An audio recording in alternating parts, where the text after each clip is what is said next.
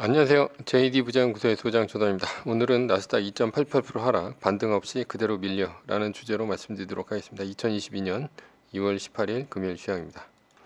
후원은 유튜브 멤버십으로 부탁드립니다. 야수의 심장 투자법 종목과 최근 JD부자연구소 투자 현황을 알 수 있습니다. 관심 있으신 분들은 동영상 아래 댓글 링크를 참조해 주시기 바랍니다. 부의 체인저 1,2권이 절찬리에 판매 중에 있습니다. 뉴욕 마켓워치 러 우크라 긴장 일촉즉발 주식 떨어지고 채권 올라가고 달러 혼조다 라는 기사가 있는데요. 어제는 나스닥이 2.88%, S&P 500 지수는 2.12%, 다우존스 지수는 1.78% 떨어지며 3대 지수 모두 하락했습니다. 메인 이슈입니다. 나스닥 2.88% 하락, 반등 없이 그대로 밀렸다. 하락의 이유는 우크라이나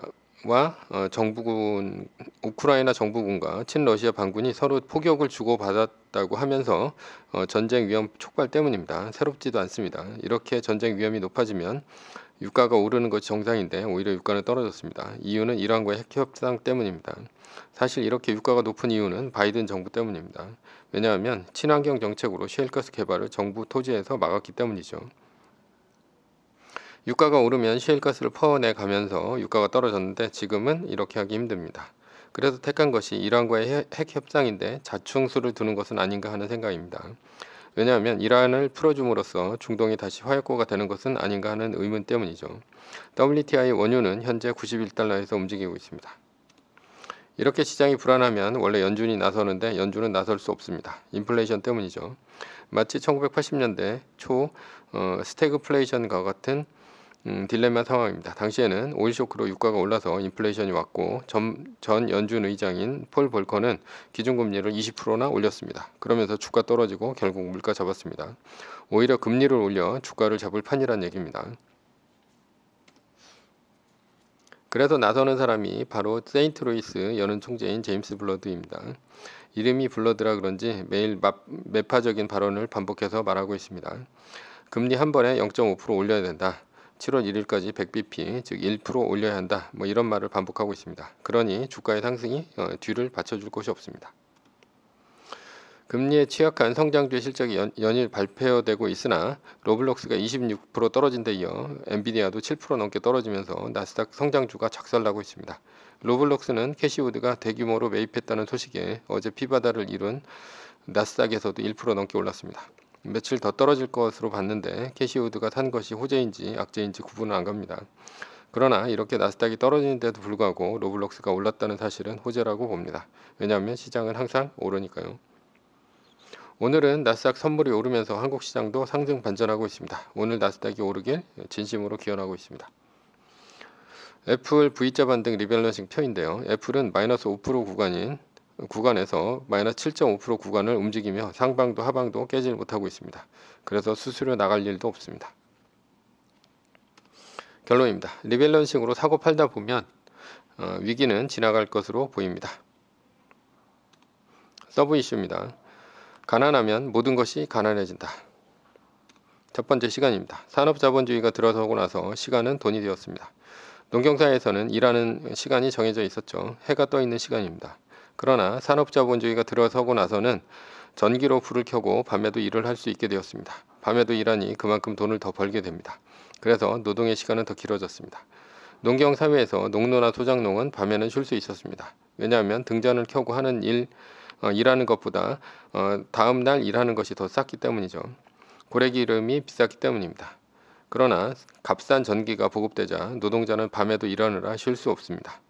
3교대 근무와 같은 근무 형태는 공장을 24시간 돌리기 위한 수단입니다. 그래서 자본가는 시간을 돈으로 샀습니다. 사업을 하려면 여러 가지 일을 해야 합니다. 그런데 몸은 하나입니다. 그러니 자신을 대신할 사람을 뽑아 일을 시키는 대신 임금을 주었습니다. 그래서 자본가와 노동자로 나뉩니다. 자본가는 돈으로 시간을 사는 사람, 노동자는 시간으로 돈을 사는 사람입니다. 마르크스는 자본론에서 자본가가 노동자를 착취한다 했습니다. 노동시간은 필수 노동시간이 있고 잉여 노동시간이 있습니다. 생산수단을 장악한 자본가는 노동자에게 임금을 주면서 필수 노동시간만 일을 시키지 않습니다. 잉여 노동시간까지 일을 시킵니다. 따라서 잉여 노동시간까지 일해서 벌어들인 소득은 자본가의 잉여 소득이 됩니다. 산업자본주의 초기에는 당연히 법정 노동 시간이라는 것이 없었으니 당연한 결과입니다.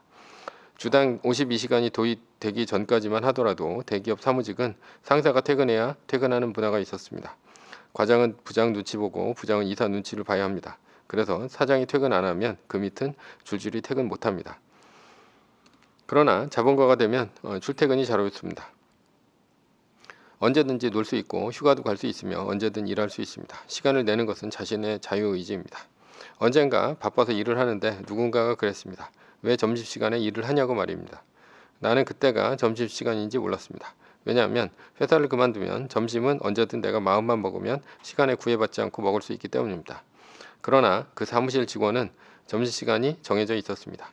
자본가가 이렇게 시간을 낼 수 있는 이유는 돈으로 직원의 시간을 샀기 때문입니다. 가난하면 1원이라도 더 싼 인터넷 최저가를 찾아서 돌아다녀야 하니 시간이 없습니다. 그러나 부자는 돈을 써서 시간을 아낍니다. 결론입니다.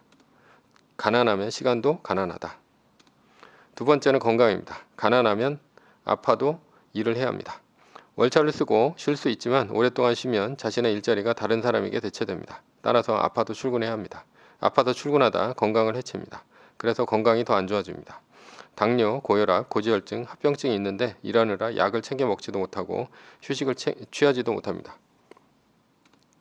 가난하면 위험한 일을 해야 합니다. 개그맨 박명수가 이런 말을 했습니다. 너 그렇게 공부 안 하면 추울 때 추운 데서 일하고 더울 때 더운 데서 일한다. 맞는 말입니다. 대기업은 위험하고 더럽고 힘든 일은 모두 하청업체에게 넘깁니다. 하청업체는 숙련되지 않은 초보자에게 일을 시키다 결국 산업재해로 이어집니다. 가난할수록 암에 잘 걸리고 더 빨리 죽는다 라는 기사가 있는데요. 가난할수록 암도 잘 걸리고 더 빨리 죽습니다. 상위소득 20%와 최저소득자와 비교 결과 상위소득 20%에 해당에 비해 최저소득자는 암에 걸릴 확률이 1.5배 더 높았습니다. 이유는 세 가지입니다. 첫 번째는 흡연, 음주, 운동 등의 건강 저해 행위를 하고 있고요. 두 번째는 주거 환경 등 물질적 조건이고 세 번째는 스트레스 등 사회 심리적 요인입니다. 안 좋은 곳에서 살고 더 오래 일하고 건강을 돌볼 수 없이 더 장시간 일을 해야 하고 더 열악하고 더 위험한 곳에서 일하니 스트레스가 큽니다. 결국 이런 이유로 가난하면 암에도 걸리고 일찍 죽는 것입니다. 반대로 부자는 시간적 여유를 가지고 일을 하며 아프면 쉴 수 있어 건강관리를 잘 할 수 있고 오래 살게 됩니다. 결론입니다. 가난하면 일반적으로 빨리 죽습니다. 세 번째는 선택입니다. 가난하면 선택권이 없습니다. 가난하면 아이에게 맞는 옷을 사주고 싶지만 더 크면 버려야 하니 몸에 맞지 않는 옷은 큰 옷을 사줘야 합니다. 둘째는 첫째에게 옷을 물려 있습니다. 이렇게 자란 아이는 옷에 대한 취향이 없습니다.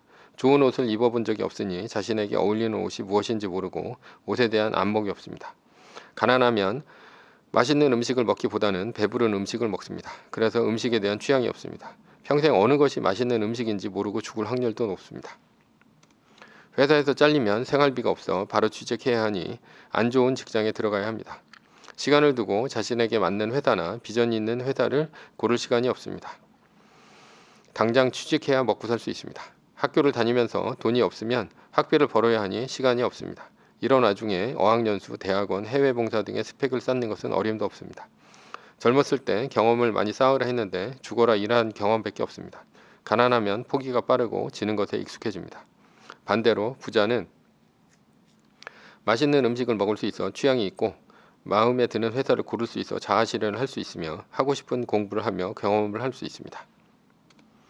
결론입니다. 가난하면 선택권도 없어 오래 살아도 내가 무엇을 좋아하는지 모릅니다. 네 번째는 정보격차입니다. 가난하면 대부분 공부를 못합니다. 이유는 주변에 공부를 못한 부모와 친인척이 있기 때문입니다. 어떻게 공부를 해야 하는지 알려줄 사람이 없다는 것입니다. 저는 40이 넘어서야 공부법이 따로 있다는 것을 알았습니다.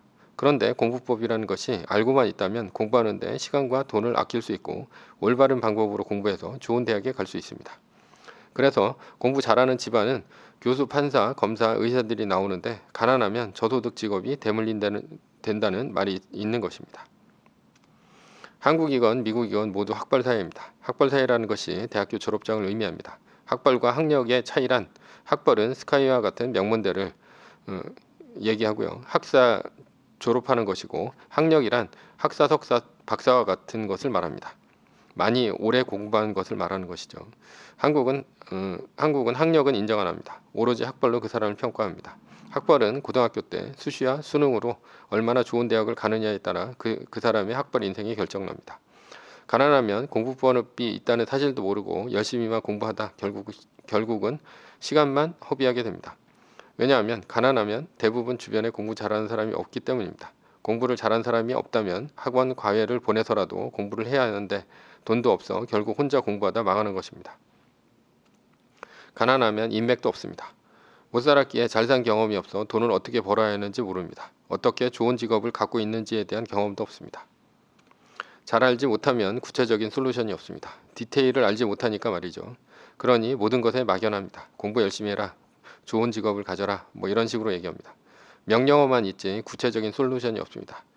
Y라는 것이 없죠. 어떻게 해야 공부를 잘 하는지, 돈을 어떻게 해야 잘 벌 수 있는지, 어떤 것이 유망한지, 그리고 그렇게 하려면 무엇을 해야 하는지 등등입니다. 그럴 수 없는 이유는 해본 적이 없고 성취한 적이 없어 자신도 모르기 때문입니다. 명문대를 가면 좋은 점은 좋은 교수를 만나서 좋은 교육을 받는 것이 아닙니다. 명문대를 다니는 주변의 친구들에게 조언을 들을 수 있다는 점이 좋은 점입니다.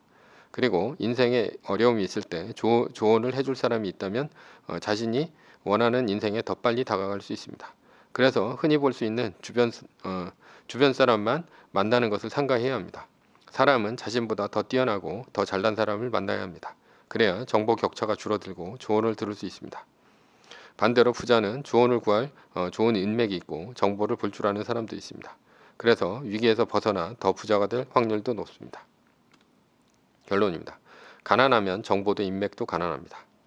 가난은 내 대에서 끊어야 합니다. 그렇지 않으면 가난은 대물림 됩니다. 가난은 인맥이 없고 정보가 없고 학벌이 없고 좋은 직업을 가질 수 없어 돈을 잘 벌 수도 없고 건강이 나빠지는 악순환의 고리입니다. 반대로 부자는 인맥과 정보가 넘치고 좋은 직업을 가지고 여유롭게 일을 하며 병에 걸려도 건강을 지킬 수 있는 선순환의 고리입니다. 결론입니다. 인생의 목적은 인간다운 삶을 살아가는 것입니다. 매뉴얼입니다. 세계 1등 주식은 전고점 대비 2.5% 떨어질 때마다 10%씩 팔면서 리밸런싱을 하다가 나스닥 마이너스 3%가 뜨면 말뚝을 박는 것입니다. 그러다 반등이 시작되면 V자 반등 리밸런싱을 하면 됩니다. 자세한 내용은 JD 부자연구소 다음 카페를 참조하시거나 동영상 밑에 리밸런싱 말뚝박기 댓글 링크를 참조하시기 바랍니다. 전제는 세계 1등 주식은 우상향 합니다. 위의 상황은 매뉴얼일 뿐입니다. 따를 사람은 따르고 참고할 사람은 참고하시면 됩니다. 주식을 사고 파는 것에 대한 모든 책임과 이득은 본인에게 있습니다. 매뉴얼을 지키려면 머리를 쓰지 말고 머리를 쓰려면 매뉴얼을 지키지 맙시다. 오늘은 나스닥 2.88% 하락, 반등 없이 그대로 밀려 라는 주제로 말씀드렸고요. 지금까지 JD 부자연구소의 소장 조던이었습니다. 컨텐츠가 좋았다면 구독, 좋아요, 알람 설정 부탁드립니다. 지금까지 들어주셔서 감사합니다.